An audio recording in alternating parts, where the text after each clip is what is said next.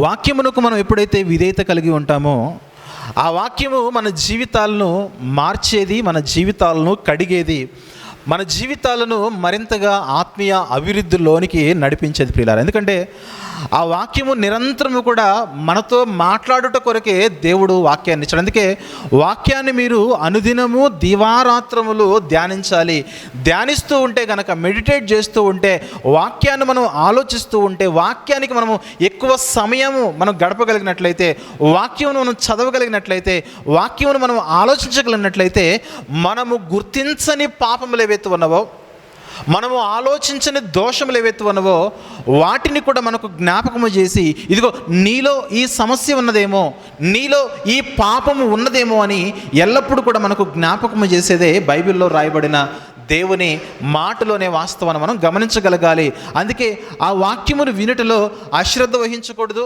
ఆ వాక్యము వినుటలో మన ఏకాగ్రతను తప్పిపోకూడదు. ఆ వాక్యమును వినుటలో ఎల్లప్పుడూ కూడా మరింత ఆసక్తి కలిగి, ఉత్సాహము కలిగి మనం ఎప్పుడైతే వాక్యాన్ని వెళ్ళగలుగుతామో, దేవుడు ఖచ్చితంగా మన హృదయాలను కదిలిస్తాడు, మన జీవితాలను మారుస్తాడు. అంత మాత్రమే కాదు కానీ ఈ యొక్క ఆత్మీయ యాత్రలో, ఈ ప్రయాణంలో మనకు ఒక మంచి మార్గాన్ని దేవుడు సరళం చేస్తాడు. ఆ మార్గములోనే నడిపిస్తాడు కానీ అటు కానీ ఇటు కానీ, కుడికి కానీ ఎడమకు కానీ మనం ఏమాత్రము కూడా వైదొలిగిపోకుండా, తప్పిపోకుండా ఉండడానికి కావలసిన మంచి ఏర్పాట్లో దేవుడు మనలందరినీ కూడా నడిపిస్తాడు ప్రియులారా. ఎందుకంటే ఈరోజు అనేకులు, సమాజంలో అనేకులు క్రైస్తవులుగా పిలువబడుతున్నారు కానీ యేసుక్రీస్తుకు కలిగిన గుణాలు ఏవైతే ఉన్నవో, యేసుక్రీస్తు బోధించిన బోధలు ఏవైతే ఉన్నవో, ఆ బోధల ప్రకారముగా ప్రవర్తన దగ్గరకు వచ్చేసరికి ప్రవర్తన ఉండట్లేదు ప్రియులారా. వాక్యాలు అందరూ చెప్పగలుగుతున్నారు, పాటలు అందరూ పాడగలుగుతున్నారు, వాక్యం అందరూ బోధించగలుగుతున్నారు, కానీ అందరూ కూడా యేసుక్రీస్తు వంటి క్యారెక్టర్ని, యేసుక్రీస్తు వంటి ప్రవర్తనను మనము చూపించడంలో విఫలమైపోతున్నాం ప్రియులారా. అందుకే వాక్యము ఎంత చదువుతున్నామో, వాక్యము ఎంత వింటున్నామో, వాక్యం ఎంత నేర్చుకుంటున్నామో, అంతకంటే ఎక్కువగా మనము వాక్యమును మనము ప్రవర్తించువారుగా ఉండాలి. ఎందుకంటే ప్రవర్తించుట కొరకే ఈ వాక్యాన్ని మనం ధ్యానించాలి. ప్రవర్తించుట కొరకే ఈ వాక్యమును మనం ఎప్పుడైతే మరి పాటించడానికి మనం ముందుకెళ్తామో, అప్పుడు మన ద్వారా చక్కటి సువార్త అనేది ప్రకటింపబడుతూ ఉంటుంది ప్రియమైన దేవుని వారలారా. అందుకే చక్కగా దేవుని యొక్క వాక్యాన్ని ఏమాత్రము కూడా అశ్రద్ధ లేకుండా వింటూ, ఆలకిస్తూ, మరి మధ్యలో కూడా అటు ఇటు తిరగడం చేయకుండా జాగ్రత్త పడుతూ దేవుని యొక్క మాటలు మనం వినే ప్రయత్నం చేద్దాం ప్రియులారా. వాక్యము అత్యంత ఉన్నతమైనది, వాక్యము అత్యంత శక్తివంతమైనది. భక్తుడు అంటాడు, దేవా నీకున్న నామాల కంటే, నీకున్న పేర్ల కంటే నీవిచ్చిన వాక్యము ఎంతో గొప్పదనైనా అంటాడు. ఎందుకంటే వాక్యమే అంత ప్రశస్తమైనది. ఆ వాక్యమే దేవుని గురించి మనకు అమితముగా నేర్పించేది ప్రియులారా. కాబట్టి ఆ వాక్యమును మనం వినే విషయంలో ఏమాత్రము కూడా అజాగ్రత్త అనేది మనం వహించకుండా, వాక్యము కొరకు మనం సిద్ధపడి వచ్చినట్లయితే వాక్యము ఖచ్చితంగా మనతో మాట్లాడడానికి సిద్ధంగా ఉన్నది ప్రియులారా. అందుకే నేటి సందేశములోనికి మనము ప్రవేశిద్దాం ప్రియులారా.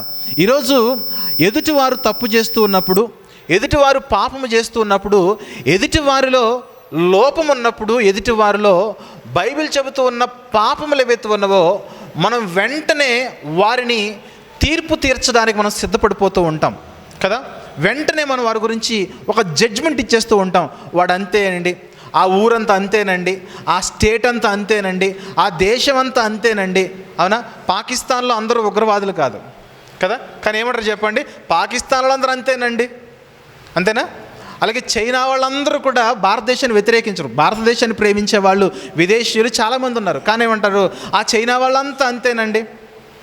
ఇలా ఒక వ్యక్తిలో ఉన్న తప్పిదాన్ని బట్టి ఎక్కువగా వారికి తీర్పు తీర్చే వాళ్ళంతా అంతేనండి, వాళ్ళ బ్రతికే అంత అండి, వాళ్ళ జీవితమే అంత అండి, వాళ్ళ మాటే అంత అండి, వాళ్ళ జీవితాలే అంత అండి. మనం వెంటనే ఎదుటి వారి గురించి మనము తీర్పు తీర్చడానికి మనము చాలా వేగిరపడుతూ తీర్పు తీరుస్తూ ఉంటాం ప్రియమైన దేవుని వల్ల. ఇది ఒక కోణము. మరొక కోణం ఉన్నది, ఎదుటివారు తప్పు చేస్తున్నారు మనకు తెలిసినప్పుడు, ఇదిగో వాళ్ళు ఆ తప్పు చేస్తున్నారు అని మనం వారికి చెప్పినప్పుడు, నువ్వెవడు తీర్పు తీర్చడానికి, నాకు అంతా దేవుడు చూస్తున్నాడు.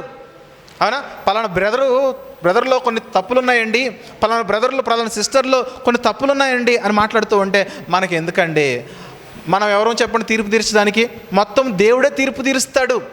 అవునా? ఇలా ఎవరైనా వాక్యం తప్పు చెబుతున్నారు అనుకోండి, మనకెందుకండి అంత దేవుడే తీర్పు తీరుస్తాడని ఇలా 2 రకాలుగా మాట్లాడేవాళ్ళు ఉంటారు. ఒకటేమో ఒకరు తప్పు చేస్తే దేశమంతా తప్పుడు దేశమని, ఒకరు తప్పు చేస్తే ఊరంతా తప్పుడు గ్రామం అని, ఇలా ఒక వర్షంలో మాట్లాడేవాళ్ళు ఉంటే, మరొక వర్షంలో వారు ఉన్నారు నిజముగా వారు తప్పు చేసినా సరే, నిజముగా వారి తప్పును మనం గుర్తించి వారిని సరిచేసే ప్రయత్నం చేస్తున్నప్పుడు, ఎందుకండి ఆయన అలా మాట్లాడుతున్నాడు, ఆయన మాట్లాడితే బూతులే మాట్లాడుతున్నాడు, వచ్చి పచ్చి తాగుపోతండి, ఒక తిట్టుపోతండి, ఒక వ్యభిచారణ మాట్లాడుతున్నప్పుడు మనకెందుకు లేనండి అంత దేవుడే చూసుకుంటాడు అని మనం ఎవరు కూడా తీర్పు తీర్చకూడదని 2 రకాలుగా మాట్లాడేవారు క్రిస్టియానిటీలో ఉన్నారు. దానికి కారణం ఏంటంటే, బైబిల్లో కూడా ఈ తీర్పు తీర్చడం గురించి 2 రకాలుగా ఉపదేశించబడింది. మొదటిగా చూద్దాం ప్రియారా, మరి మత్తయి సువార్తలో 7వ అధ్యాయము మొదటి వచనం చూద్దాం ఒకసారి. మొదటి వచనము మత్తయి సువార్తలోని 7వ అధ్యాయము మొదటి వచనం చూద్దాం. ప్రియమైన దేవుని వారలారా, మొదటి వచనం చూద్దాం. మీరు తీర్పు తీర్చుకుడి, అప్పుడు మిమ్మును గూర్చి తీర్పు తీర్చబడదు. మీరు తీర్పు చొప్పుననే మిమ్మును గూర్చి తీర్పు తీర్చబడును. మీరు కొలత చొప్పుననే మీకును కొలవబడును. కాబట్టి మీరెవ్వరికి కూడా తీర్పు తీర్చకండి అని లేఖనంలో రాయబడి ఉన్నది.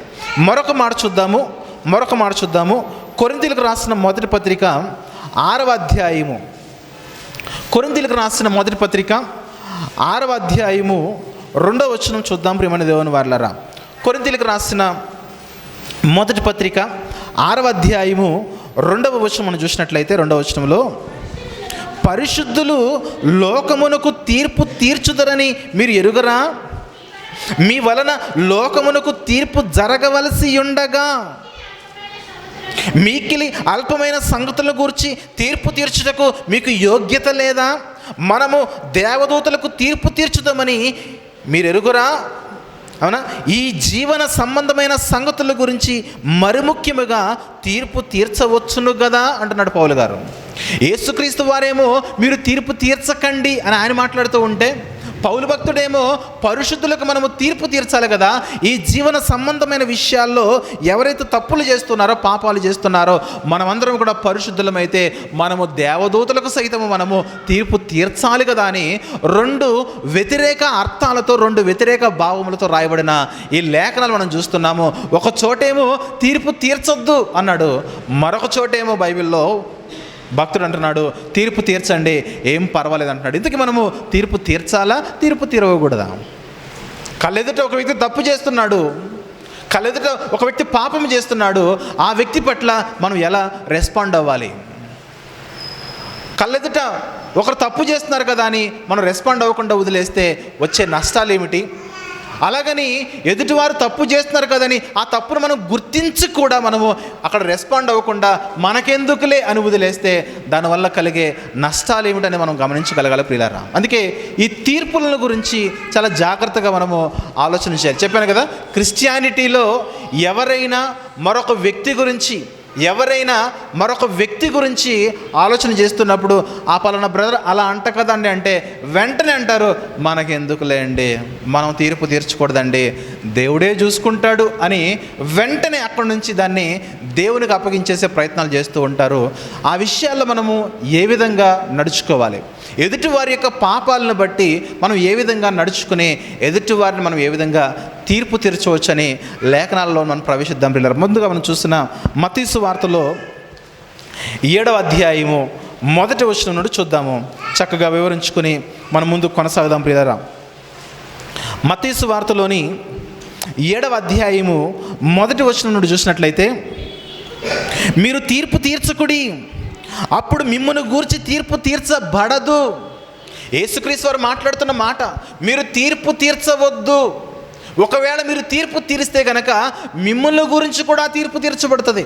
ఇక్కడ ఎందుకు చెబుతున్నాడంటే యేసుక్రీస్తు వారు, ఇక్కడ తీర్పులు తీరుస్తున్న వారి యొక్క పరిస్థితులు ఎలా ఉన్నాయంటే, ఎంతసేపు కూడా అవతలి వారిలో ఉన్న తప్పులనే గుర్తిస్తున్నారు కానీ వారి లోపల ఉన్న నాటుకుపోయిన పాపాలను వీరు ఏమాత్రం కూడా గుర్తించని ఒక గ్రూప్ ఆఫ్ పీపుల్ ఎవరైతే ఉన్నారో, ఒక గ్రూప్లోని సభ్యులు ఎవరైతే ఉన్నారో, ప్రజలు ఎవరైతే ఉన్నారో వారితో మాట్లాడుతున్నారు. ఇదిగో నీలోనే పాపం ఉంటే గనక నీవు తీర్పు తీర్చడానికి నీకంత సామర్థ్యము, శక్తి ఏమున్నది?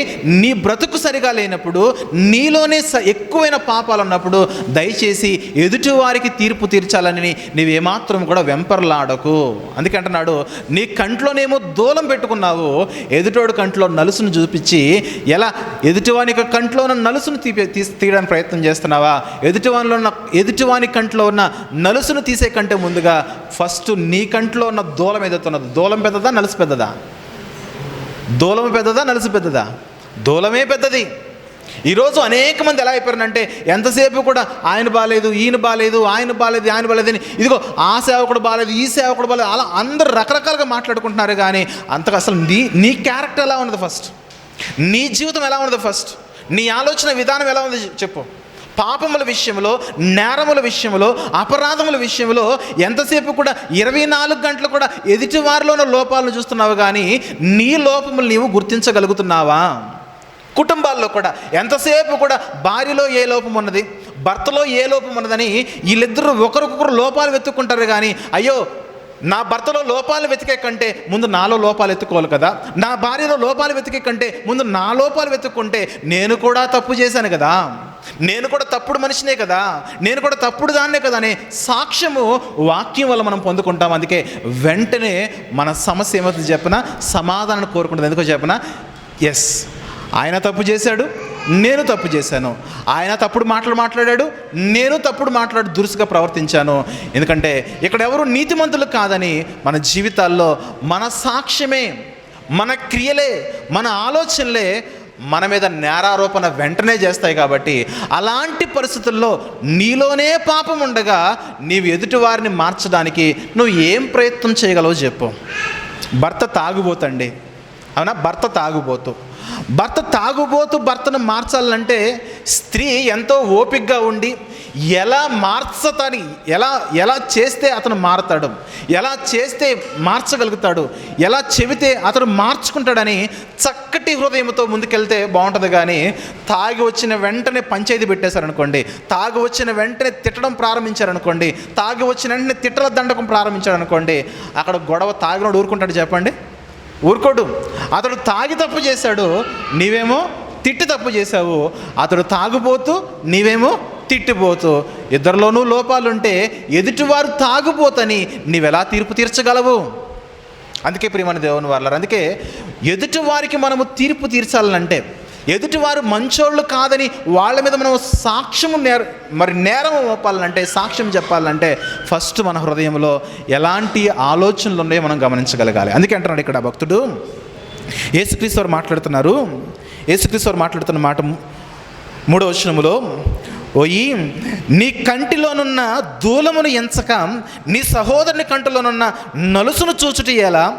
నీ కంటిలో దూలము ఉండగా నీవు నీ సహోదరును చూచి నీ కంటిలోనున్న నలుసును తీసివేయమని చెప్పనేలా?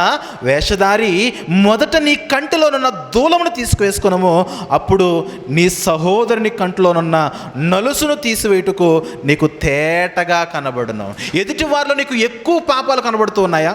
ఎదుటి వారిలో నీకు ఎక్కువ పాపాలు కనబడుతూ ఉన్నప్పుడు, ఆ పాపాలు నీకు చిరాకు తెప్పించినప్పుడు నువ్వేం చేయాలంటే, ఎదుటి వారిని నేను మార్చాలంటే నాలో పాపము లేనివాడుగా నేను ఉండాలి. ఎదుటివారి కంటిలో ఒక పుల్ల గుచ్చుకుపోయింది అనుకోండి, ఒరే పుల్లదీరా అని చెప్పే కంటే ముందు నీ కంటిలో నలుసులు ఏమైనా ఉన్నాయి చూసుకోవాలి. ఎందుకంటే ఆ పుల్ల గురించి చెప్పేటప్పుడు అతను రివర్స్ చెప్తాడు, నీ కంటిలో కూడా నేను చూసుకో అంటాడు. అవునా? నీ కంటిలో కూడా నేను చూసుకో, నీలో ఉన్నాయి కూడా చూసుకో. సో నీలో కూడా ఉన్నాయి చూసుకొని చెప్తున్నప్పుడు మన మాటలను బట్టి ఎదుటివారు మారే అవకాశము ఏమాత్రము కూడా ఉండదు. పిల్లారా, గమనించగలగాలి. లేఖనాలు ఒక చోట బైబిల్లో తీర్పు తీర్చకుడి అంటున్నాడు. ఎలాంటి పరిస్థితుల్లో మీరు తీర్పు తీర్చొద్దనంటే, నీలో పాపము ఉండగా నువ్వు ఎదుటి వారిని తీర్పు చేసే పరిస్థితుల్లోనికి నువ్వు ఏమాత్రము కూడా వెళ్ళకు. అది నీ ఆత్మీయ జీవితానికి మంచిది. ముందు నువ్వు ఎదుటి వారిని మార్చాలనుకుంటే ముందు నువ్వు మారు. భర్తను మార్చాలంటే ముందు నువ్వు పరిపూర్ణంగా మారు. భార్యను మార్చాలంటే మంచి పరిపూర్ణత కలిగి మారాలి. కుటుంబ సంబంధాలు ప్రత్యేకించి ఎందుకంటే ఎక్కడి నుంచైనా ఎక్కడ ప్రారంభమవుతుంది చెప్పండి? కుటుంబాల నుంచే ప్రారంభమవుతుంది. అది సంఘాల్లోనైనా సమాజంలోనైనా ఎదుటి వ్యక్తిని మనం మారాలంటే మనం మారే వాళ్ళగా ఉండాలి. ఇద్దరు వ్యక్తులు వైన్ షాప్కి వెళ్ళి అరే రేపు నుంచి నువ్వు తాగొద్దురా అన్నావు అనుకోండి, అవతలడు ఏమంటాడు చెప్పండి? నువ్వు నాకు చెప్పొచ్చావు నీతులు, నువ్వు కూడా తాక్కంటాడు. అవునా? సో నీవు నాకు చెప్పేదేంటి నీతులు? నువ్వు తప్పు చేస్తున్నాడు, ఒక తాగుపోతే మరొక తాగుపోతే చెబితే ఆ ఇద్దరి మధ్య వచ్చే వాదం ఏంటి చెప్పనా? నువ్వు మానే ఫస్ట్, తర్వాత నేను మానతా, లేదంటే ముందు నువ్వు చూసుకో, తర్వాత నాది చూసుకుంటా. ఇలాంటి కౌంటర్స్ అనేవి మన మీద పడుతూ ఉంటాయి. ఇప్పుడు మన దేవుని వల్లరా గమనించగలగాలి. అందుకే ఎదుటి వారికి తీర్పు తీర్చాల్సిన పరిస్థితుల్లో మనం ఉన్నప్పుడు, వ్యభిచారము చెయ్యొద్దు అని చెప్పే పరిస్థితుల్లో మనం ఉన్నప్పుడు, మన హృదయాల్లో, మన ఆలోచనలో, మన క్రియలలో వ్యభిచార సంబంధమైన తలంపులు లేకుండా మనం జాగ్రత్త పడాలి. అదే యేసుక్రీస్తు వారు చెబుతున్న మాటలు. ఎందుకంటే ఇక్కడ వేషధారులు చాలామంది ఉన్నారు. అదే కదా 5వ వచనంలో ఏమన్నాడు చెప్పండి? వేషధారి, మొదట నీ కంటిలోనున్న దూలము తీసివేసుకున్నాము, అప్పుడు నీ సహోదరుని కంటిలో ఉన్న నలుసును తీసివేద్దుగానే. గమనించగలగాలి. జాగ్రత్తగా మనం గమనించినట్లయితే దేవుని వాక్యం మాట్లాడుతూ ఉన్నది. ఈరోజు సేవకులు కూడా గొప్ప గొప్ప ప్రసంగాలు చేస్తూ ఉన్నారు. ప్రవర్తనలో ఎంతవరకు మంచి ప్రవర్తన ఉన్నది? వ్యభిచారము చేయొద్దని ప్రతిరోజు చెబుతున్న దైవజనుడా, నీవే వ్యభిచారం చేస్తే నీవు ఒక వేషధారివి కావా?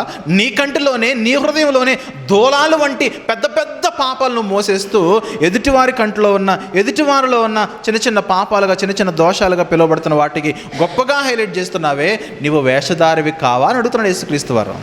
ఇలాంటి పరిస్థితుల్లో ఏమాత్రము కూడా తీర్పు తీర్చడానికి మీరు ముందుకు అడుగులు ఏమాత్రము కూడా వేయకండి. ఒక పరిసయ్యుడు ఉన్నాడు, తెలుసు కదా? తన్ను గొప్ప చేసుకోవడానికి, తను హెచ్చించుకోవడానికి ఇతరులను తృణీకరించేసి దేవాలయానికి వచ్చేసి, ప్రభా నేను దొంగను కాను, చోరును కాను, వ్యభిచారుని కాను, దశభాగం ఇస్తున్నాను, అలాగే వారానికి 2 సార్లు ఉపవాసం ఉంటున్నానంటే ఆయన అన్నాడు యేసుక్రీస్తు వారు, నీకంటే ఈ సుంకరినే గొప్పవాడు, నీకంటే ఈ సుంకరినే హెచ్చింపబడిన వాడని సుంకరిని అక్కడ హెచ్చించినట్లుగా చూస్తున్నాం పిల్లలు. ఎందుకంటే ఈ యొక్క పరిశీలక మనస్తత్వం ఏంటంటే ఎంతసేపు కూడా ఎదుటి వారిలో ఉన్న తప్పులనే చూస్తున్నారు కానీ వారిలో ఉన్న లోపాలను చూడట్లేదు. అందుకే ప్రియమైన దేవుని వారలారా, మనం నిజముగా యేసుక్రీస్తు యొక్క శిష్యులమైతే కనుక, మనం నిజముగా దేవుని బిడ్డలమైతే కనుక ఎదుటి వారికి తీర్పు తీర్చే క్రమం ఒకటి ఉన్నది. ఆ క్రమములో మనలో ఎలాంటి లోపములు లేని వారిగా మనం జీవించాలి. ఎల్లప్పుడూ కూడా పాపానికి వ్యతిరేకంగా జీవిస్తూ, పాపానికి దూరంగా జీవిస్తూ, ప్రశాంతకరమైన జీవితాన్ని కొనసాగిస్తూ, ముందు ఎదుటివారి గురించి చెప్పే కంటే ముందుగా నాలో ఏమున్నాయి, నాలో ఈ పాపం ఉంటే ఈ వాక్యం చెప్పడానికి నేను అనర్హుడను, నాకు అర్హత లేదు, నాలో ఈ తప్పు ఉంటే ఆ తప్పును గురించి నేను హైలైట్ చేసే సమాజంలో మాట్లాడడానికి నాకేమాత్రం కూడా అలవాటు లేదు. ఒక ఆయన దగ్గర, పెద్ద మనిషి దగ్గరికి ఒక చిన్న పిల్లోడిని తీసుకెళ్ళి అయ్యా మా పిల్లోడు బాగా బూతులు మాట్లాడేస్తున్నాడు, నువ్వైనా కొంచెం గట్టిగా చెప్పవా అంటే, ఈ పిల్లోడు ఒరే బూతులు మాట్లాడొద్దురా అని ఇంకో బూత్ యాడ్ చేశాడట లాస్ట్లో. అర్థమవుతుందా? బూతులు మాట్లాడొద్దురా అని చెప్పడానికి లాస్ట్లో ఇంకొక బూత్ యాడ్ చేసి చెప్పాడట. ఇంకేముంది చెప్పు? అతన్ని తీసుకెళ్ళిందే నువ్వు బూతులు మాట్లాడకుండా అతన్ని హెచ్చరించడానికి, అతన్ని గద్దించడానికి, అతని క్రమశిక్షణలో పెట్టి సరిచేయడానికి. అలా కాకుండా ఈ పెద్ద మనిషే చివరిలో ఒకటి యాడ్ చేసేసాడట. అలా ఉంటుంది ఈరోజు పంచాయతీలో. పెద్ద మనుషులు కదా అని వెళ్తూ ఉంటే ఆ పెద్ద మనుషులే తప్పుడు మార్గాన్ని, తప్పుడు బోధన చేస్తూ సమాజాన్ని పాడు చేస్తున్న వారు నానాటికి కూడా పెరిగిపోతున్నారు ప్రియమైన దేవుని వారలారా. అందుకే గమనించాలి, యేసుక్రీస్తు వారు చెబుతున్నారు, మన జీవితాల్లో మన క్యారెక్టర్ సరిగా లేకుండా ఎవరి పట్ల కూడా మనము తీర్పు తీర్చే స్థితి దేవుడు మనకి ఇవ్వలేదు. మనం ఎవరికైనా తీర్పు తీర్చాలంటే ఆ సిస్టర్ అలాంటిది, ఈయన అలాంటి వాడు, ఆ ఫ్యామిలీ అలాంటిది, లేదంటే ఆ గ్రామం అలాంటిది, ఆ దేశం అలాంటిదని మనం మాట్లాడాలంటే ఫస్ట్ మనం ఎలాంటి వాళ్ళో మనం తెలుసుకోవాలి, మనం ఎలాంటి వాళ్ళో మనం ఆలోచన చేయాలి.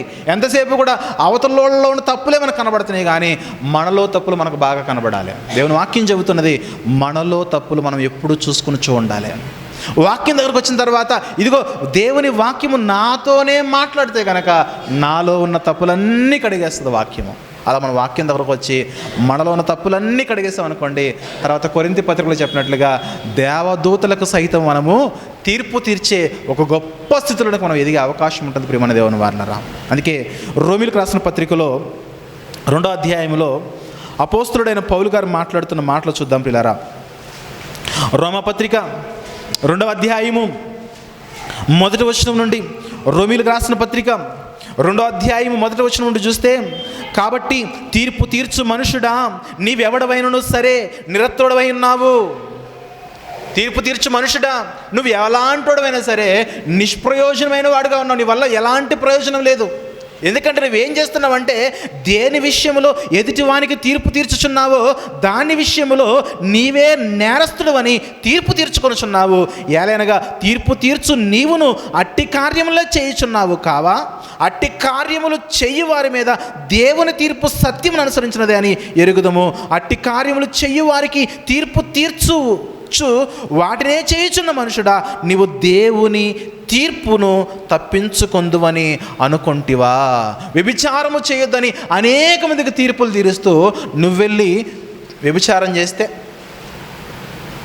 గ్రామ చట్ట సభల్లో గ్రామ పెద్దలుగా ఉండి వ్యభిచారము చేత పట్టబడిన వారు తీసుకొస్తే వాళ్ళకేమో తీర్పులు చెప్పేస్తున్నారు. వ్యభిచారం చేయొద్దు, వ్యభిచారం చేసావు కాబట్టి నీకెంత ఫైన్, అబ్బాయి 4 దెబ్బలు కొట్టండి, అమ్మాయికి ఎంత ఫైన్ వేయండి, శిక్షించండి అని తీర్పులు చెప్పేస్తున్నారు. ఈయన మాత్రం గుడి వెనకలికి వెళ్ళి చక్కగా వ్యభిచార సంబంధమైన కార్యక్రమాల్లో దైనందిన జీవితంలో భార్య కాకుండా వేరొక స్త్రీని ఉంచుకుని తప్పుల మీద తప్పులు చేస్తూ వెళ్ళిపోతున్నాడు. ఏం ప్రయోజనం చెప్పు? నువ్వు ఇక్కడ చట్టసభల్లోనేమో వ్యభిచారం చేయదని తీర్పు తీర్చావు, వెనకాలకి వెళ్ళిపోయి నువ్వేమో వ్యభిచారం చేస్తున్నావు. ఏం ప్రయోజనము? నీకు కూడా శిక్ష ఉన్నది. ఆ దేవుని ఉగ్రత నీవు తప్పించుకొనగలవా అని అడుగుతున్నాడు భక్తుడికి రా. తర్వాత 21వ వచనం చూస్తే, 21వ వచనంలో ఎదుటివానికి బోధించి నీకు నీవే బోధించుకొనవా? దొంగిల వద్దని ప్రకటించు నీవు దొంగిలదవా? వ్యభిచరింపవద్దని చెప్పు నీవు వ్యభిచరించదవా? విగ్రహములను అసహించుకొను నీవు గుళ్ళను దోచదవా? ఇలా అయిపోయింది పరిస్థితి. ఎంతసేపు కూడా చెబుతున్నారు ఎదుటి వారిలో తప్పులు ఏవైతే ఉన్న తప్పులు నోటీస్ చేసి హైలైట్ చేసి మాట్లాడుతున్నారు. కానీ అసలు నాలో ఏ లోపం ఉన్నది, నాలో ఏ పాపం ఉన్నది, నాలో ఏ సమస్య ఉన్నదని మనలో మీలో ఉన్న సమస్యలను మనము గుర్తించగలుగుతున్నామా? అందుకంటున్నాడు యేసుక్రీస్తు వారు. ఆయన పరిచర్య చేస్తున్న కాలంలో యొక్క ప్రజలు, వారిలో ప్రధానులకి పిలువబడుతున్న వారు ఈ శాస్త్రులే కానీ పరిచయలే కానీ వీళ్ళలో ఎంతసేపు కూడా వేషధారణే, పేరుకేమో ధర్మశాస్త్రం ముందెట్టేసుకుని అందరు వచ్చిన వాళ్ళందరికీ తీర్పులు చెబుతున్నారు. వెనకెళ్ళిపోయి వాళ్ళు మాత్రము ఒకడు దొంగగా, ఒకడు అబద్ధికుడుగా, ఒకడు వ్యభిచారిగా, ఒకడు ద్రోహిగా, ఒకడు నేరము చేసే నరహంత్యకు సంబంధించిన వాటిలో చేతులు కలిపిన వారు కనబడుతున్నారు. అందుకే అంటున్నారు, మీలాంటి వ్యక్తిత్వం కలిగిన వారు ఎవరైనా సరే మీరేమాత్రము కూడా తీర్పు తీర్చకండి. ఎందుకంటే మీ కళ్ళల్లో ఆల్రెడీ పెద్ద దూలాలు ఉన్నాయి, పెద్ద కర్రమొద్దులు ఉన్నాయి. ఫస్ట్ వాటిని తీసేయండి. అవి తీసేస్తే మీ జీవితాలు తేటపరచబడతాయి. అప్పుడు మీకు ఎదుటి వారి కళ్ళల్లో ఉన్న చిన్న పాపాలను కూడా మీరు తీర్పు తీర్చడానికి మీరు చక్కటి అర్హతను సంపాదిస్తారు.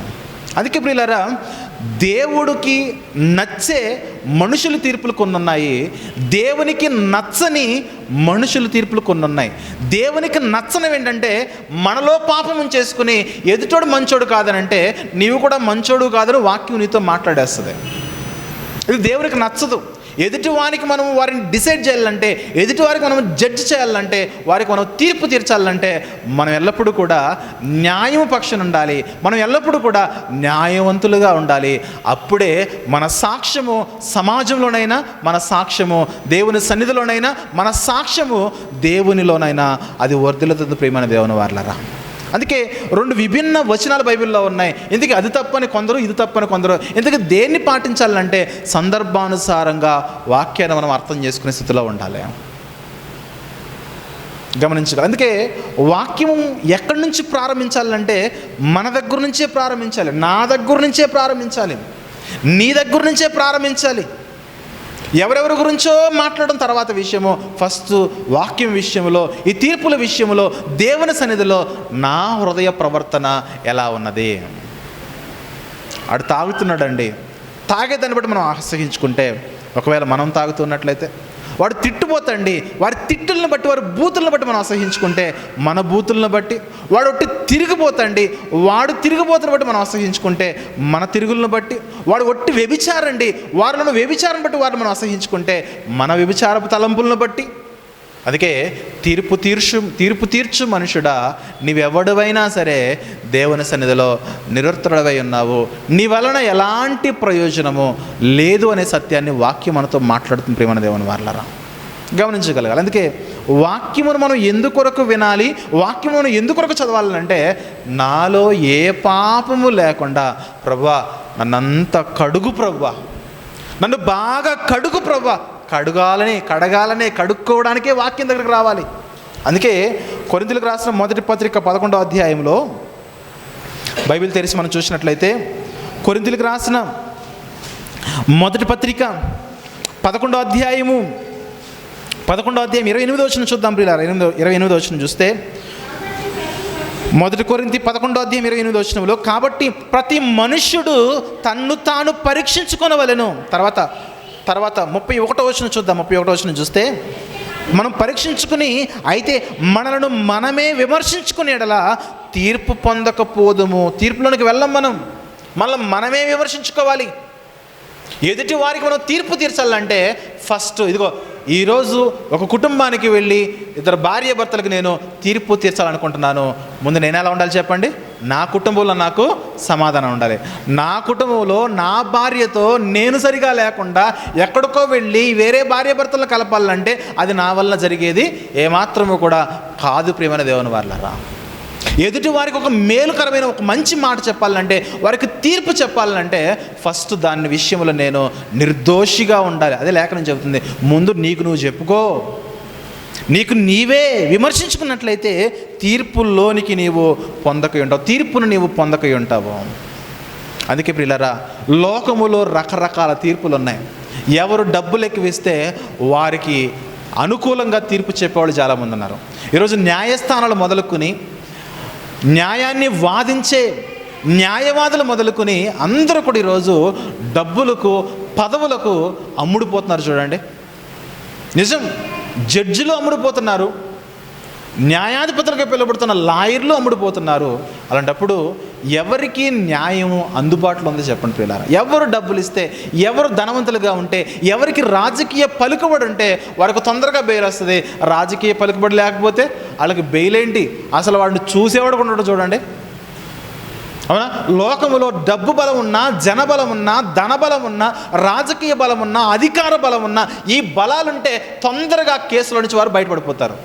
ఏ బలము లేకపోతే వారికి తొందరగా శిక్ష అమలు చేస్తారు. చూడండి, అంటే డబ్బులు ఉన్నోడికి ఒక న్యాయము, డబ్బులు లేనోడికి మరొక న్యాయము. తీర్పులు ఈరోజు అలా అయిపోయినాయి. చూడండి, ప్రభుత్వాలకి తీర్పులు అనుకూలంగా చెబితే ఆ జడ్జిలు రిటైర్ అయిపోయిన తర్వాత మంచి మంచి పోస్టుల్లోకి వెళ్ళిపోతున్నారు.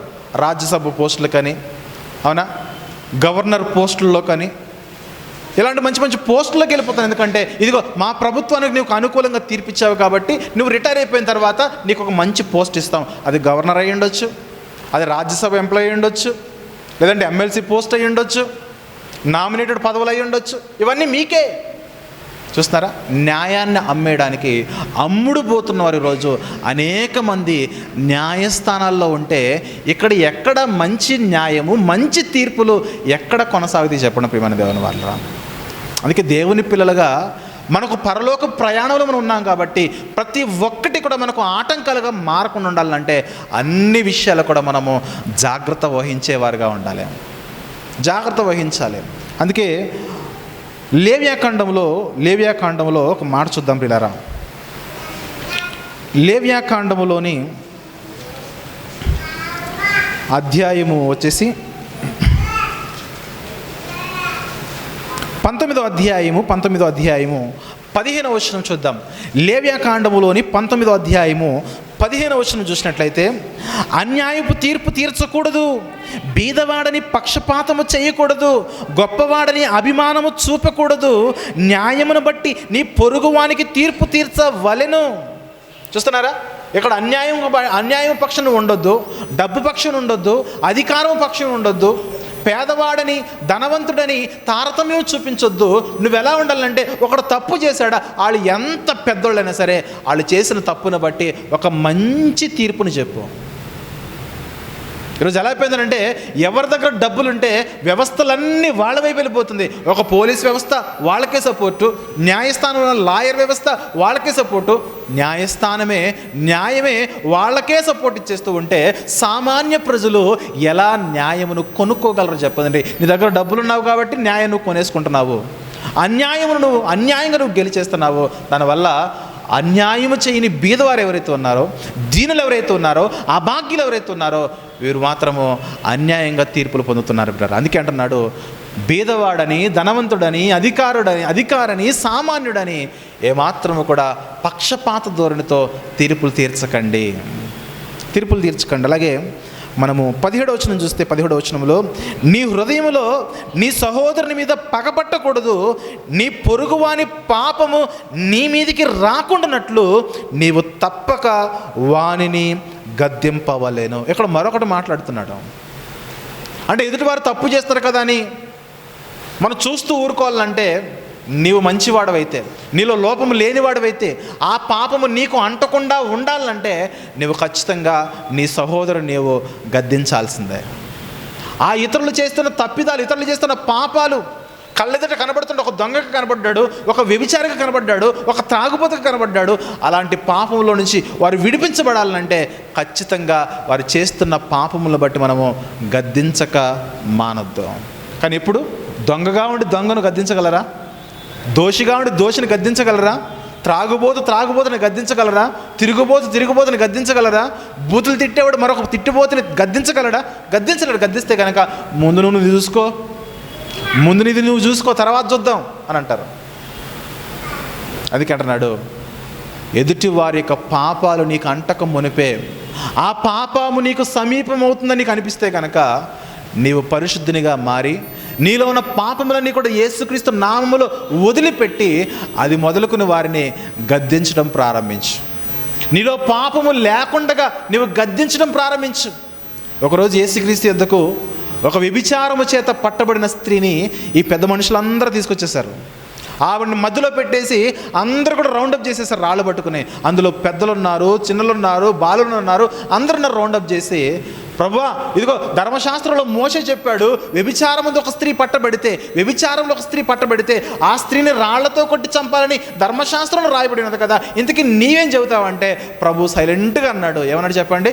మీలో పాపము లేనివాడు మొదట ఆమె మీద మీరు రాయి విసిరివేయవచ్చు అనగానే అందరూ వెళ్ళిపోయారు. సైలెంట్గా అందరూ కూడా సైలెంట్గా వెళ్ళిపోయారు చూడండి. ఎందుకంటే అందరిలో పాపం ఉన్నది కాబట్టి అక్కడ ఎవ్వరు కూడా రాయి వేయడానికి ఏ ఒక్కరు కూడా తెగించలేదు, ధైర్యం చేయలేదు. ఎందుకంటే ఆమె కనబడింది, దొంగగా, దోషిగా, తప్పు చేసి కనబడింది కాబట్టి ఆమెని కోర్టులో నిలబెట్టారు. కనబడకుండా తప్పులు చేస్తున్నవారు ఆమె చుట్టూ ఎంతోమంది ఉన్నారు. అందుకే అన్నాడు, మీలో ఏ తప్పు చేయనివాడు, మీలో ఏ పాపము చేయనివాడు ముందుగా ఆమె మీద మీరు రాయొచ్చు అంటే ఒక్కరు కూడా నిలబడలేదనండి.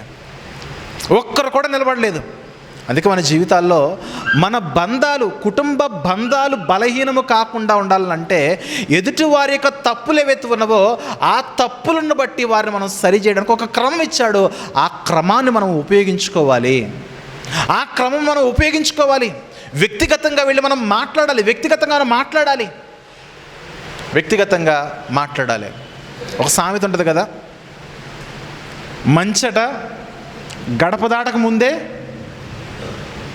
ఏదంటారు, ఏమంటారు చెప్పండి? చెడ్డ వార్త, సత్యము గడప దాటక మునిపే అసత్యము ఊరంతా తిరిగి వచ్చేస్తుందట.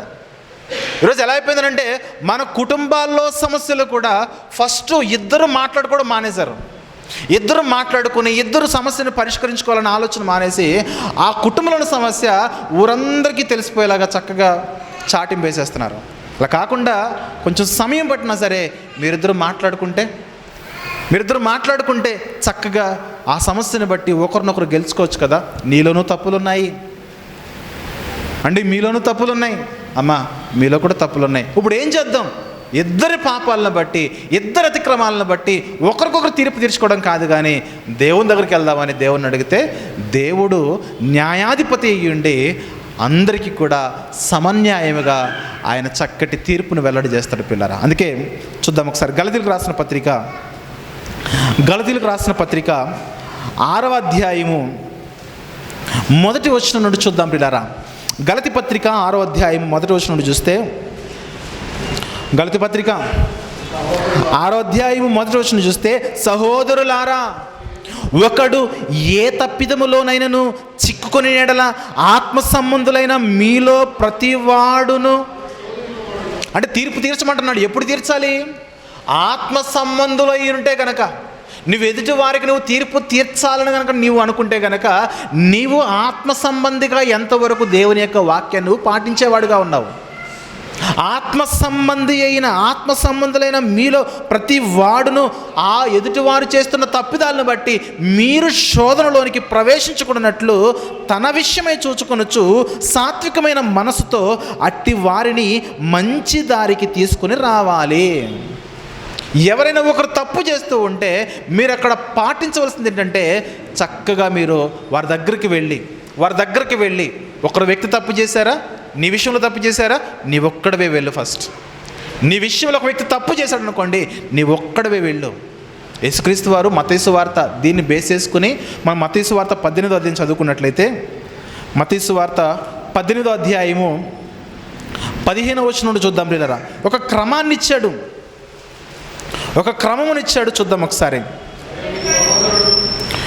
మత్తయి సువార్త 18వ అధ్యాయం 15వ వచనం చూస్తే, మరియు నీ సహోదరుడు నీ ఎడల తప్పిదము చేసిన ఎడల నీవు పోయి నీవును అతడును ఒంటరిగా ఉన్నప్పుడు అతనిని గద్దించుము. అబ్బాయి నువ్వు తప్పు చేస్తున్నావు అందరిలో అన్నాడా? ఒంటరిగా గద్దించాలి. ఒంటరిగా, ఇదిగో నీలో ఉన్న ఈ తప్పును బట్టి, నువ్వు చేసిన ఈ ఆరోపణలను బట్టి, నువ్వు మాట్లాడిన మాటలను బట్టి, నువ్వు చేస్తున్న ఈ పాప పనులను బట్టి, ఈ తప్పిదాలను బట్టి, ఈ మిస్టేక్స్ని బట్టి, నీలో ఉన్న వ్యభిచారము, కామము, ద్రోహము, అబద్ధము, దొంగతనం అనే ఈ పాపాలను బట్టి, ఇదిగో నీవు చేస్తున్నావు కదా, నిన్ను బట్టి మా సాక్ష్యము కూడా చెడిపోయే పరిస్థితులు ఉన్నాయి, అందుకే నువ్వు మారాలి అని ఒంటరిగా వెళ్ళి మాట్లాడాలి. తీర్పు తీర్చడం గురించి మాట్లాడుతున్నాడు.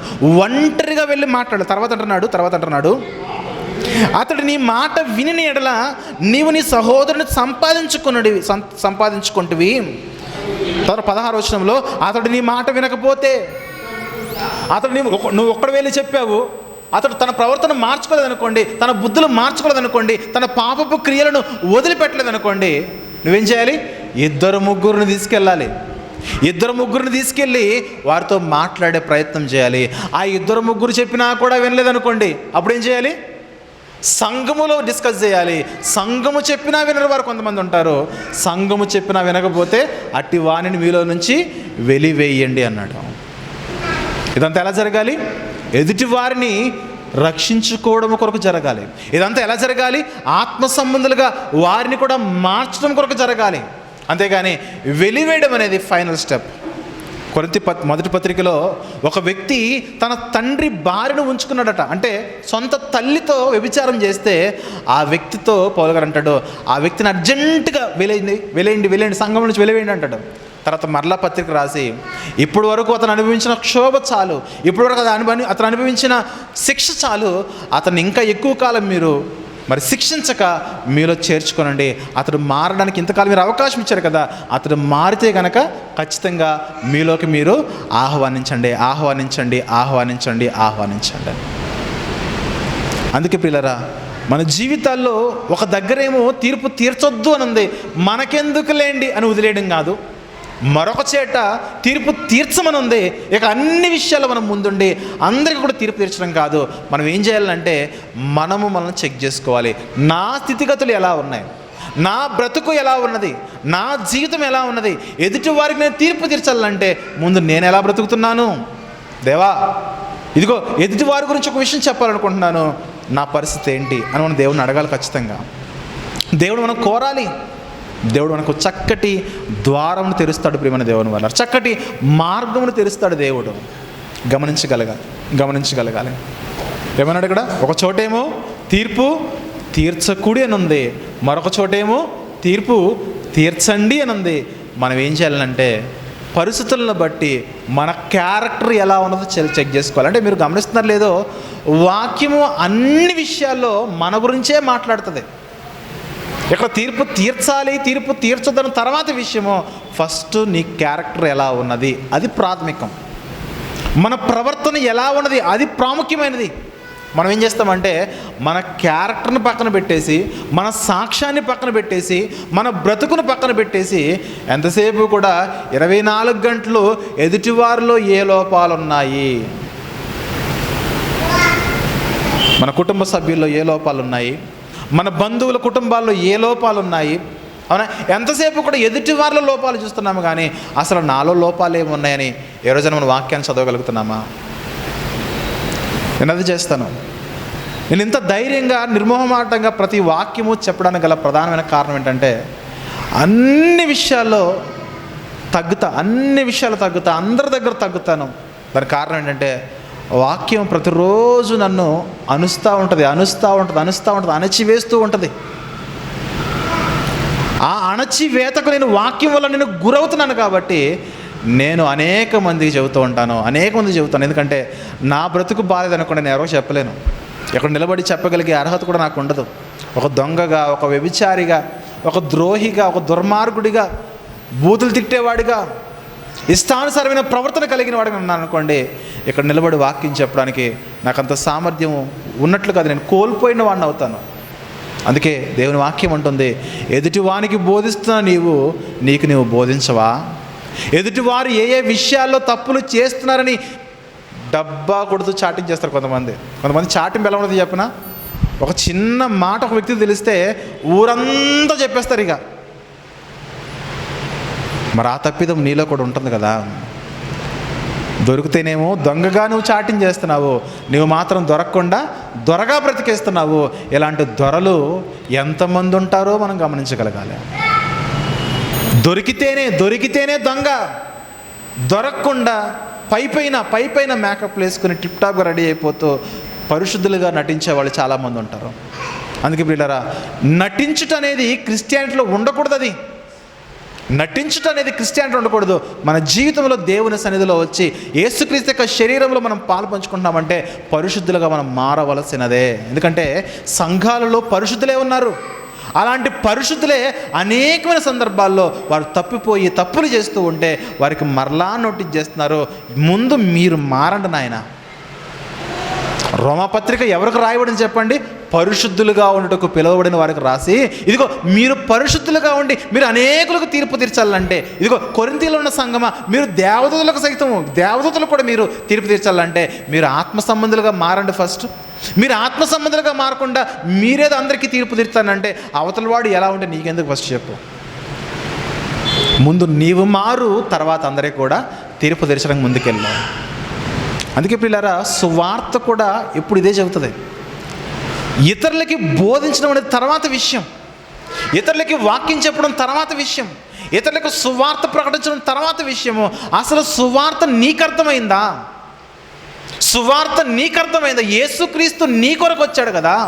ప్రపంచం అంతా నీతిమంతులే ఉండి నీ ఒక్కడు మాత్రమే పాపిగా ఉంటే నీ ఒక్కడి కొరకు కూడా యేసుక్రీస్తు వారు మరణించేవారు కదా. ప్రపంచం అంతా పాపులే ఉండి, ప్రపంచం అంతా కూడా పరిశుద్ధులే ఉండి నేను ఒక్కడిని మాత్రమే పాపిగా ఉంటే నా ఒక్కడి కొరకు కూడా యేసుక్రీస్తు వారు వచ్చేవాళ్ళు.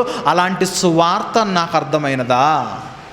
ఎంతసేపు కూడా ఎదుటి వారిలో తప్పులు ఉన్నాయి, మీరు వ్యభిచారులుగా ఉన్నారు, మీరు దొంగలుగా ఉన్నారు, మీరు ద్రోహులుగా ఉన్నారు, మీరు విగ్రహారాధన చేస్తున్నారని ఎంతసేపు కూడా వారిని బట్టి మనం సువార్త ప్రకటిస్తున్నాం కదా. మనము కూడా విగ్రహారాధనలో ఉన్నాము. కొంతమందికి ధనమే విగ్రహారాధన, కొంతమందికి వ్యక్తులే విగ్రహారాధన, కొంతమందికి క్రికెటర్సే విగ్రహాలు, కొంతమందికి సినీ ప్రముఖులే విగ్రహాలు. నేను ఎవరు సినిమా చూడండి, కానీ మా అభిమాన స్టార్ ఒకడు ఉన్నాడండి, ఆయన మాత్రం చూస్తానండి సినిమా. నాకు అందరూ ఇష్టం ఉండండి. చిరంజీవి సినిమా అంటే ఖచ్చితంగా చూస్తానండి. క్రిస్టియన్స్ చెప్పే సాక్ష్యాలు ఇవి.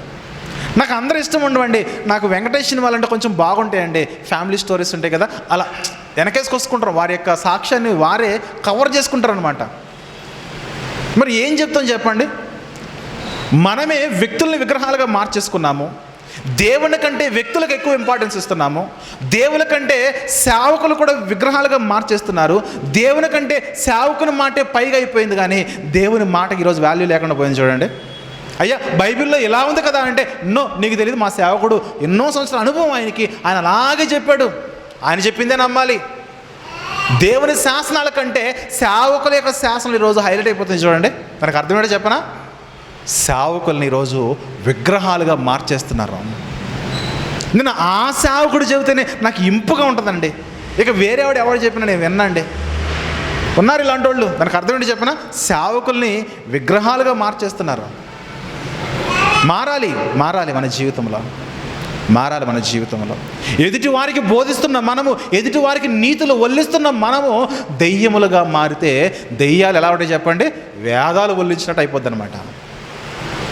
అందుకే ఎదుటి వారి యొక్క సాక్ష్యమును మనం ప్రశ్నించే ముందు, ఎదుటి వారికి మనం తీర్పును తీర్చే ముందు, మనము ఎలా బ్రతుకుతున్నాము, ఎలా జీవిస్తున్నాము, ముందుగా ఈ మాటలు నాకు నేను అప్లై చేసుకుంటాను.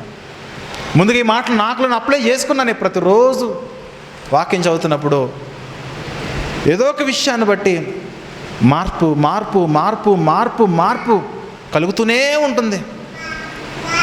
ప్రియమైన దేవుని వారలారా, గమనించగలగాలి.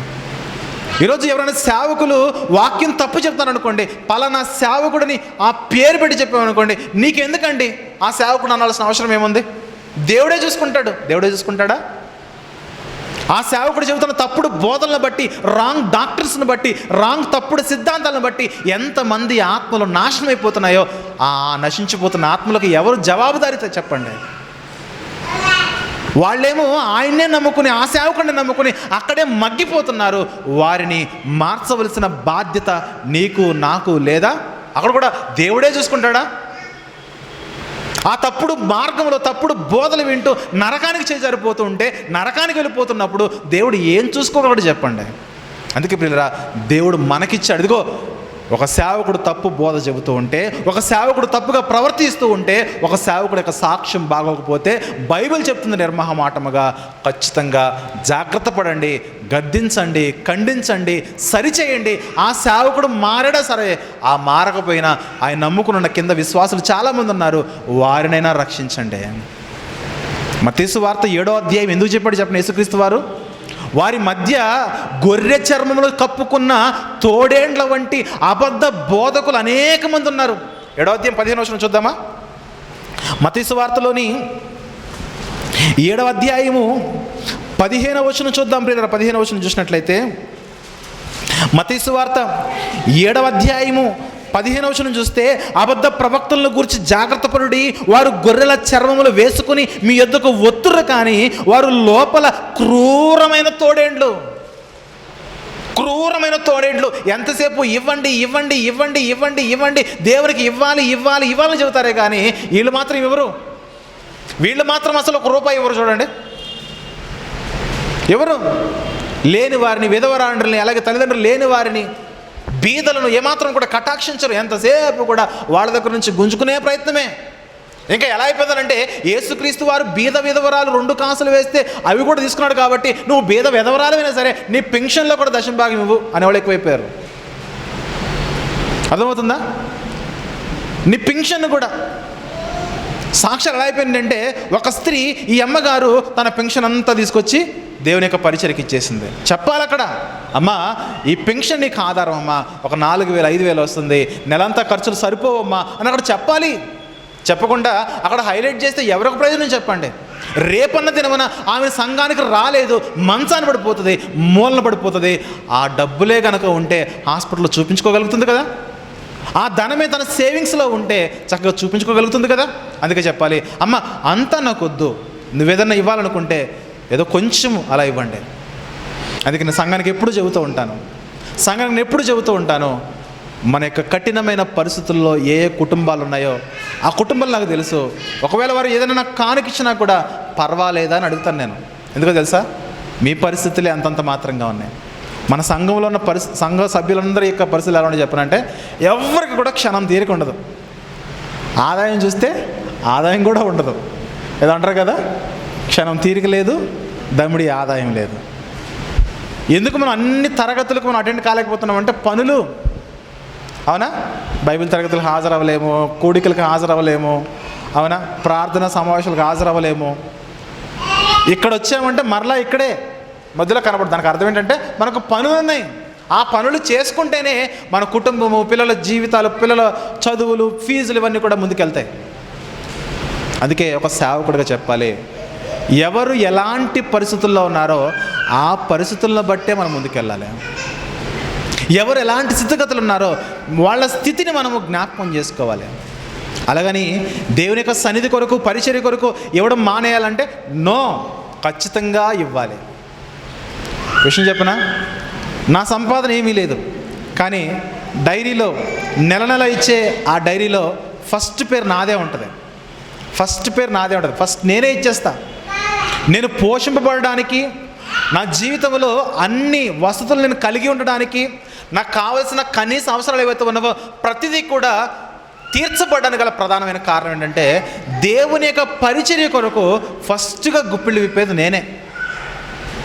కావాలని మీరు డైరీ చూడొచ్చు, వచ్చే వారం తీసుకొస్తాను, లేదంటే మా ఇంటికి వచ్చినప్పుడు చూడొచ్చు. ఫస్ట్ పేరు నాదే ఉంటుంది. ఒకవేళ అడ్వాన్స్గా ఎవరిని ఇచ్చారనుకోండి, వాళ్ళ పేరు ఫస్ట్ ఉంటుంది, తర్వాత నా పేరు ఉంటుంది. అంటే నాకంటే ముందు ఎవరిని ఇస్తే కనుక వాళ్ళ పేరు ఉంటుంది. గమనించగలగాలి ప్రియులారా. భక్తులుగా, సేవకులుగా సాక్ష్యాన్ని మంచి కలిగి ఉండాలి. ఆ సాక్ష్యం ప్రకారమే మనం ముందుకెళ్ళాలి. ఇస్తున్నారు కదా అని తీసుకోవడము అది కరెక్ట్ కాదు. అరే వద్దు అంటున్నారు కదా మనం ఇవ్వకుండా సంఘానికి కావాల్సిన అవసరాలు మనం తీర్చుకునే విషయంలో మనం ముందడుగు వేయకపోతే కనుక అది ఖచ్చితంగా మన తప్పిదమే అవుతుంది. కాబట్టి ప్రియమైన దేవుని వారలారా, ఎవరైనా వాక్యాన్ని వ్యతిరేకించి వాక్యాన్ని తప్పుడు బోధలు చేస్తూ ఉంటే కనుక ఖచ్చితంగా వాక్యానుకూలమైన సేవలు, వాక్యానుకూలమైన బ్రతుకులు ఉంటే కనుక ఖచ్చితంగా ఖండించాల్సిందే, గద్దించాల్సిందే, బుద్ధి చెప్పాల్సిందే. కొంతమంది ప్రసంగాలు బాగా చెబుతారు కానీ క్యారెక్టర్ మాత్రము లెస్, అసలు ఏముండదు. కానీ అంటారు క్యారెక్టర్ అండి ఆ దేవుడు చూసుకుంటాడులేండి, వాక్యం అయితే బాగా చెబుతున్నాడుగా, సో మనం వాక్యం విందాం. ప్రవర్తన లేని సేవకుడు ఎన్ని వందల ప్రసంగాలు చెప్పినా వింటున్న వారి జీవితాల్లో ఆత్మీయ పరిణితి పొందలేరు. వాళ్ళు కూడా వీళ్ళ వలె వాక్యాలు చెప్పగలరేమో కానీ ఆత్మీయ జీవితంలో అభివృద్ధి రాదు, తగ్గింపు రాదు, ఆ గుణము రాదు. ఎంతసేపు గర్వమే, ఎంతసేపు అహమే, ఎంతసేపు లోక సంబంధమైన వ్యామోహాలు ఎక్కువైపోతాయి ప్రియమైన దేవుని వారలారా.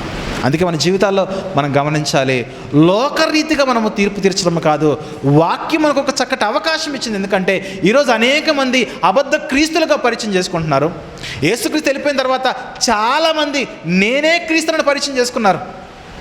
పరలోకపు తల్లి సంఘమని, ఇంకొకళ్ళని నేనే క్రీస్తు, ఇదిగో రెండవ రాకడలో వస్తానని చెప్పాను కదా, నేనే ఆయన్ని, యేసుక్రీస్తు వచ్చేసాడని బోధించే వాళ్ళు చాలామంది ఉన్నారు. అందుకే యేసుక్రీస్తు చెబుతున్నాడు, మీ మధ్యలోనికి క్రూరమైన తోడేళ్ళు, గొర్రెల మధ్యలోనికి తోడేళ్ళు వస్తే గొర్రెలు బతుకుతాయండి? గొర్రెలు నాశనం అయిపోతాయి, గొర్రెలు బాధింపబడతాయి, గొర్రెలు శ్రమల్లోకి వెళ్ళిపోతాయి, గొర్రెలు కష్టాల్లోకి వెళ్ళిపోతాయి. అందుకే తోడేళ్ళు ఎవరైతే ఉన్నారో ఆ తోడేళ్ల గురించి జాగ్రత్త పడండి. ఆ తోడేండ్లు లేకుండా ఆ తోడేండ్లు మీరు దూరపరచండి అని సత్యమైన మార్గంలో ఉన్నవారు, సరైన ప్రవర్తన కలిగి ఉంటే ఆ తోడేండ్ల వంటి స్వభావం కలిగిన వారికి ఖచ్చితంగా మీరు తీర్పు తీర్చాల్సిందే. అదే కదా మత్తయి సువార్త 24వ అధ్యాయము 24వ వచనం చూద్దాం ప్రియులారా. మత్తయి సువార్తలోని 24వ అధ్యాయము 24వ వచనం చూద్దాం. 24వ వచనం చూస్తే, అబద్ధ క్రీస్తులను, అబద్ధ ప్రవక్తలను వచ్చి సాధ్యమైతే ఏర్పరచబడిన వారిని సహితము మోసపరచుటకై గొప్ప సూచక్రియలను, మహత్కార్యములు కనపరచెదరు. ఈరోజు పాపమును గురించి వాక్యం చెప్పే దైవజనులు తగ్గిపోతున్నారు. సంఘాలు ఎలా అయిపోయిందంటే ఎదుటి వారిలో ఉన్న, సంఘములో ఉన్న, ఎదుటి ఉన్న ఆడియన్స్లో ఉన్న పాపాలు ఏవైతే ఉన్నావో పాపాల గురించి, వారిలో ఉన్న పాపాలు తీసివేయబడట కొరకు, పాపములను పోవట కొరకు చెప్పే వర్తమానాలు తక్కువైపోయాయి. ఎంతసేపు వర్తమానాలు ఎలా అయిపోయిందంటే దేవుడు మిమ్మల్ని దీవిస్తాడు, దేవుడు ఒక గొప్ప కార్యం చేస్తాడు, దేవుడు అక్కడ సూచక్రియ చేశాడు, దేవుడు అద్భుతాలను చేస్తాడు, ఇది ఒక అద్భుతముల యొక్క రాత్రి, అద్భుతముల యొక్క కూటమి, అద్భుతాలు చేయవాడని ఇలా పెద్ద పెద్ద మీటింగ్లు అద్భుతాల పేరు చెబుతున్నారు. కానీ పాపాన్ని తీసివేసే ప్రసంగాలు ఎందుకు చెప్పట్లేదు? అద్భుతాలు పొందుకున్నంత మాత్రాన పరలోకానికి వెళ్ళిపోం మనం. పాపమును తీసివేస్తేనే, పాపములు తీసేసుకుంటే మాత్రమే మనం పరలోకాన్ని చేరగలం. అందుకే ప్రసంగికులుగా మనం చెప్పాల్సింది పాపాలను తీసివేసే ప్రసంగాలు చెప్పాలి. కానీ మీరు దీవించబడతారనో, ఆశీర్వదించబడతారనో, మీకు మేలు కలుగుతుందనో, మీకు ఇంకొకటి అవుతుందనో అలాంటి ప్రసంగాలు చెప్పడం వల్ల ఏమాత్రం కూడా ఉపయోగం లేదు. నువ్వు అలాంటి ప్రసంగాలు చెప్పినా చెప్పకపోయినా దేవుడు మాత్రము వారికి ఇవ్వాల్సినవి, వారికి పోషణకు, వారికి కావాల్సినవి అన్నీ కూడా దేవుడు చేస్తూనే ఉంటాడు. అందుకే సేవకుల యొక్క కాన్సన్ట్రేషన్ ఎంతసేపు కూడా అద్భుతాల గురించి చెప్పడము, ఆశీర్వాదాల గురించి చెప్పడం కాదు, కానీ చెప్పాల్సింది ఎదుటి వారిలో ఉన్న పాపముల గురించి చెప్పాలి. సమాజంలో పెరిగిపోతున్న పాపములు ఏవైతే ఉన్నవో, సంఘములలో పెరిగిపోతున్న పాపములు ఏవైతే ఉన్నవో, సేవకులు చేస్తున్న పాపాలు ఏవైతే ఉన్నవో, పాపముల గురించి వాక్యం చెప్పాలి. ఈ గంట వాక్యం వింటున్నామంటే వారమంతా కూడా మనల్ని పాపము నుంచి దూరపరిచే ప్రసంగమై ఉండాలి. పాపము చేయాలంటే, పాపం మాట్లాడాలంటే, పాపమును చూడాలంటే గజగజలాడిపోవాలి మనందరం కూడా. పాపమునకు అంత దూరంగా బ్రతికితే మనం పరిశుద్ధులుగా మార్చబడతాము. మన తీర్పులు న్యాయమైనవిగా ఉంటాయి. దేవుడు మనల్ని బట్టి సంతోషిస్తాడు. ప్రియమైన దేవుని వాళ్ళగా. కానీ ఇక్కడ విడ్డూరము, విచిత్రం ఏంటంటే, ఎవరైనా ఒక దొంగ బోధకుడు గురించి మనం మాట్లాడుతున్నాం అనుకోండి, ఆయన గురించి నీకు ఎందుకండి అంటారు చాలామంది. ఆయన గురించి నీకు ఎందుకు, నీ బోధను చెప్పుకొని వెళ్ళిపోతే ఎందుకా? ఆయన దగ్గరికి వెళ్తున్న వారిలో నా సొంత బంధువులు ఉన్నారు. వారిని ఎంత మార్చాలనుకున్నా వారు మారట్లేదు. ఆయన దగ్గరికి వెళ్ళిపోతున్న వారిలో నాకు బాగా తెలిసిన వారు ఉన్నారు. వారిని ఎంత మార్చాలనుకున్నా వారు మారట్లేదు. అందుకే ఆ సేవకుడు ఎలాంటి తప్పుడు బోధలు చెబుతున్నాడో ఖచ్చితంగా వారి తప్పుడు బోధలను ఖండించాల్సిందే, వారికి జ్ఞాపకం చేయాల్సిందే. అందుకే పౌలు గారు అంటాడు అదే, ఇదిగో మేము చెబుతున్న సువార్త కాకుండా, యేసుక్రీస్తు వలన పొందుకున్న ఈ సువార్త కాకుండా పరలోకం నుంచి ఒక దూత వచ్చి చెప్పిన ఆ దూత మాటలు కూడా మీరు నమ్మకండి. ఎందుకంటే మేము చెప్పిన సువార్తే ఫైనల్. అపోస్తలులుగా మేము యేసుక్రీస్తు యొక్క పాదాల దగ్గర నేర్చుకున్న యేసుక్రీస్తు బోధ ఎదుగుతున్నదో ఆ బోధనే ఫైనల్. తాళం వేసేసాడు ప్రకటన గ్రంథానికి.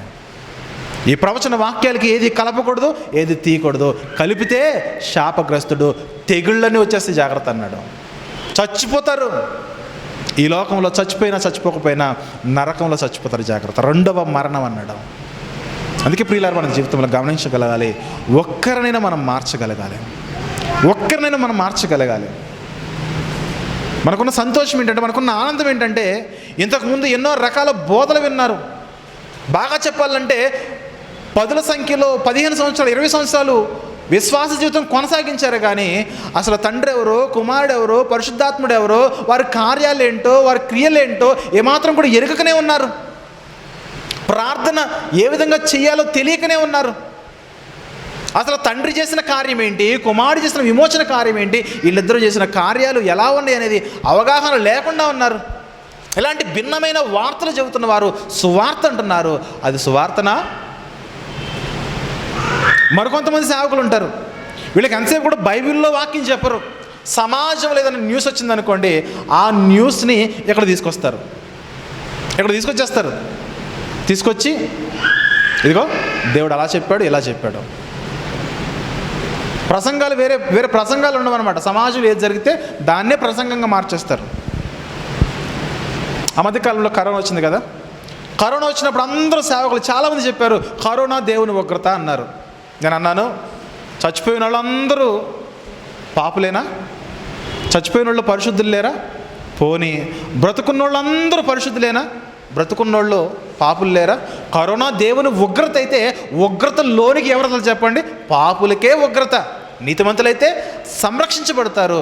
మరి చచ్చిపోయిన వాళ్ళందరూ పాపులు అయిపోతే బ్రతుకున్న వాళ్ళందరూ పరిశుద్ధులా అని అడిగాను నేను. చాలామంది నన్ను అడిగారు, కరోనా దేవుని ఉగ్రత బ్రదర్ అని. అంటే నేను కాదన్నాను. కరోనా దేవుని ఉగ్రత కాదు. సృష్టిలో ఎన్నో విలయ తాండవాలు, ప్రకృతి విపత్తులు ఎన్నో జరుగుతూ ఉంటాయి. అన్నిటినీ తీసుకొచ్చి దేవునికి అటాచ్ చేయొద్దు, అన్నిటినీ తీసుకొచ్చి దేవునికి ముడిపెట్టొద్దు. ప్రియమైన దేవుని సంగమా, అన్నీ కూడా దేవుని ఉగ్రతలోని కార్యాలు కావు. ఇప్పుడు మీకేం అర్థమవుతుంది? లాస్ ఏంజల్సా, కాలిఫోర్నియానా? అక్కడికి వచ్చేసారు. ఇది కూడా అనేస్తున్నారు ఈరోజు. దేవుని ఉగ్రత నీకు తెలుసా? దానికి సాదృశ్యం ఏంటంటే ఆ 2 రోజుల ముందేనండి ఆ దేశమంతా, ఆ ప్రాంతమంతా, నగరమంతా దేవుడు లేడని చెప్పారండి.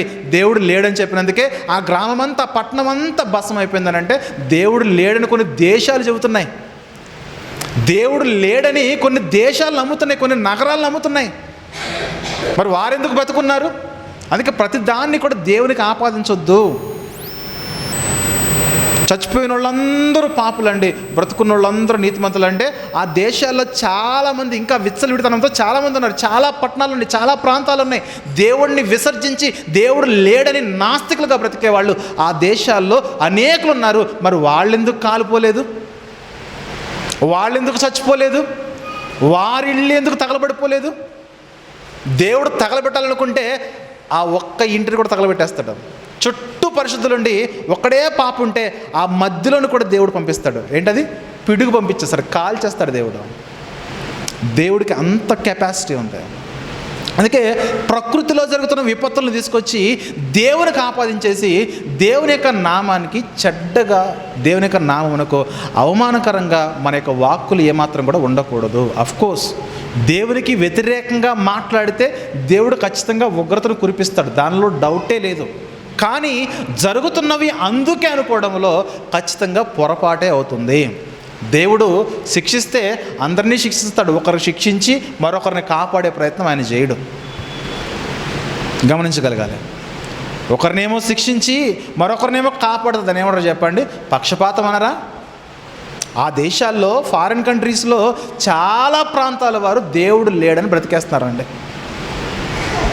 ఇంకా బాగా చెప్పాలంటే కొన్ని పుణ్యక్షేత్రాలు ఉంటాయి. ఆ పుణ్యక్షేత్రాల్లో ఈ దేవునికి అసలు మాటే వినపడదు చూడండి. మరి వాళ్ళేమనాలి? మరి వాళ్ళకేమి నష్టం జరగట్లేదండి. అందుకే జరుగుతున్న అన్ని విపత్తులను తీసుకొచ్చి దేవునికి యాడ్ చేయడం వల్ల ఉపయోగం లేదు. అలా మనం దేవుని తీర్పులు అనేవి తీర్చడానికి మనం ఏమాత్రం కూడా సరిపోయే వాళ్ళం కాము. ఒకటే ప్రార్థన, ప్రభువా విపత్తున్నది, నువ్వు కాపాడదలిచావా? కాపాడు నాయన. లేదు అది నీ ఉగ్రతైనా, అది నీ ఇష్టం నాయన, నీ చిత్తం నాయన. అంతేగాని ఇది మొత్తం దేవుని ఉగ్రతైన దేవుని మీద నిందేసేస్తే దేవుడు ఏం చేస్తాడు చెప్పండి? ఇక్కడ ఇప్పుడు దేవుడు చేసే కార్యానికి దేవుని కార్యం అని చెప్తే బాగుంటుంది. దేవుడు చెయ్యని కార్యాలు కూడా ఇది దేవుని కార్యం అంటే దేవుడు ఏం చేయాలి చెప్పండి? అందుకే పిల్లలు గమనించగలగాలి.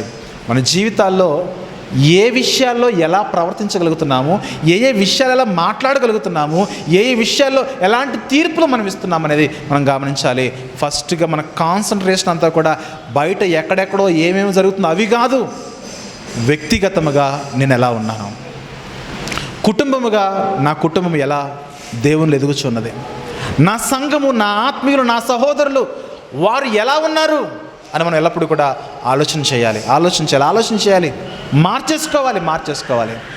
ఎదుటివారు తప్పు చేస్తూ ఉంటే మనం నీతిమంతులుగా బ్రతుకుతున్నట్లయితే ఎదుటివారి తప్పు మనకు అంటకుండా ఉండాలంటే మనం ఏం చేయాలి? అయ్యా ఆ తప్పుల్లో నువ్వు ఉండొద్దని ఆ తప్పును బట్టి వారిని చిన్నగా గద్దించి వారిని మార్చేలా మన గద్దింపు ఉండాలి. అంతేగాని వారిని మొత్తం దూరం చేసేలా ఉండకూడదు. అడొట్టి ఎదవండి ఆయన దూరం పెట్టకూడదు. మన గద్దింపు ఎలా ఉండాలంటే వాళ్ళని మార్చేదిగా ఉండాలి. అందుకే గలతీ పత్రికలో సాత్వికం అనే పదాన్ని ఉపయోగిస్తారు. చూద్దాం ఒకసారి. గలతీలకు రాసిన పత్రిక 6వ అధ్యాయము, మొదటి వచనం చూస్తే, సహోదరులారా, ఒకడు ఏ తప్పిదములోనైనను చిక్కుకొని ఎడల ఆత్మ సంబంధులైన మీలో ప్రతి వాడును, ఎవరు? ఆత్మ సంబంధులుగా మీరు ఉండాలి. ఆత్మ సంబంధులైన మీలో ప్రతివాడును తానును శోధింపబడుతునేమో అని తన విషయమై చూచుకొనొచ్చు సాత్వికమైన మనసుతో అట్టి వానిని మంచి దారికి తీసుకుని రావాలి. క్రమం ఏంటి? ఎదుటివాడు తప్పు చేస్తే ఒంటరిగా డిస్కషన్ చేయి, అయినా వినకపోతే 2-3, అయినా వినకపోతే సంఘమంతా వెళ్ళి, అయినా వినకపోతే బంధువులంతా వెళ్ళి మార్చాలే కానీ వాళ్ళ నాశనాన్ని కోరుకోవాలి. వీడు అంతేనండి, వీడికి ఎంత చెప్పినా అలాంటి మాటలంటే ఎవడన్నా మారతాడా? ఎవరు మారరు. అందుకే వాళ్ళు మారేలా మన మోటివేషన్ ఉండాలి, వారు మార్పు చెందేలా మన సువార్త ఉండాలి. అంతేగాని చెప్పి అలసిపోయిన తర్వాత మనం ఏం చేయలేము. అందుకే ప్రియులారా, ఎదుటివారిని మార్చే ఆధిక్యత, అవకాశం దేవుడు మనకి ఇచ్చి ఉన్నాడు. అందుకే ఫస్ట్ దీన్ని మనం మన కుటుంబంలో ఇంప్లిమెంట్ చేయాలి. కుటుంబంలో సమస్యలు వచ్చినప్పుడు, భార్య భర్తల మధ్య సమస్యలు వచ్చినప్పుడు భార్య 4 మాటలు మాట్లాడుతుంది, భర్త 4 మాటలు మాట్లాడతాడు. అక్కడ ఒక 2 నిమిషాలు ఆగి ఆలోచించుకుని అంతే అయిపోయింది, నువ్వన్నావు నేనన్నావు, అంతే అయిపోయింది. కానీ ఒకరి మాటలే గుర్తుపెట్టుకుని ఆ మాటలే హైలైట్ చేసేస్తే బంధము బలహీనం అయిపోతుంది. కుటుంబ బంధాలు బలహీనం కావడానికి గల ప్రధానమైన కారణం ఏంటంటే, మనకి ఎంతసేపు కూడా ఎదుటి వాళ్ళ మాటలే బాగా హైలైట్ చేస్తాం, కానీ మన మాటలు పెద్దగా అన్నానండి కోపంలో అయితే మాత్రం కవరింగ్ అనమాట. కోపంలో అన్నానండి, ఆ మాత్రం కోపం రాదు ఆయన చేసిన పనులు బట్టి ఎందుకనాలి? నువ్వు అంటున్న మాటలు ఆ వ్యక్తిని సంపాదించుకునేలా ఉండాలి, ఆ స్త్రీని సంపాదించుకునే ఉండాలి, కానీ వారికి ఇంకా గాయం రేపేలా ఉండకూడదు పిల్లరా. అందుకే పిల్లరా, తీర్పులు తీర్చవచ్చు, కొన్ని సందర్భాల్లో తీర్పు తీర్చకూడదు. మన పాప స్థితిలో మనం ఉంటే కనుక అలాంటి తీర్పుల్లోనూ మనం వెళ్ళకుండా జాగ్రత్త పడదాము. వాక్యము కనుక ఎక్కడైనా వక్రీకరణ జరుగుతూ ఉంటే కనుక ఖచ్చితంగా మన వారిని సన్మార్గంలోనికి నడిపించుకునేలాగా మంచిగా వారికి అర్థమయ్యే రీతిలో మన వారికి చెప్పాలి పిల్లరా. దేవుడు మనకు ఆ చక్కటి అవకాశమును ఆధిక్యతనిచ్చాడు, దాన్ని ఉపయోగించుకుని మనం ముందుకెళ్దాము. అనేక మంది మన చుట్టూ మరి రకరకాల బోధల్లో కొట్టుమిట్టాడుతూ ఉన్నారు. వారితో మనం మాట్లాడి వారిని దేవుని సన్నిధికి నడిపించాలి, వాక్యాన్ని వినిపించాలి, ప్రవర్తన మార్చే సందేశాలు వినాలి. అప్పుడే మనం పరలోకానికి చేరతాం. ప్రియమైన దేవుని వల్ల మంచిదండి. ఈ మాటలు మనందరి వినికుడిలో ఫలించలాగిన ఈ నా మాటలు ముగిస్తున్నాను.